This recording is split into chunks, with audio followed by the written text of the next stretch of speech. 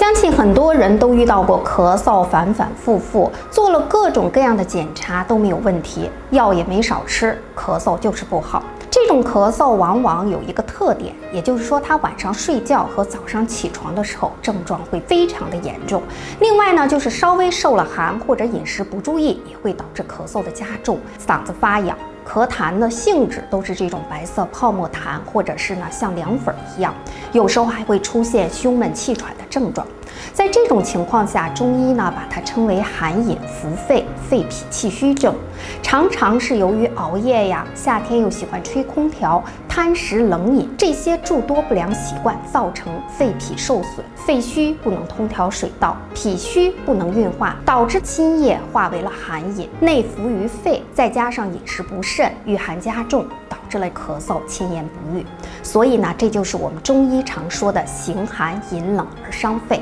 那么在中药治疗上呢，我们常以温肺化饮治标，健脾补肺治本，具有一定的临床效果。当然呢，在生活当中，我还是要建议大家避风寒，节饮食。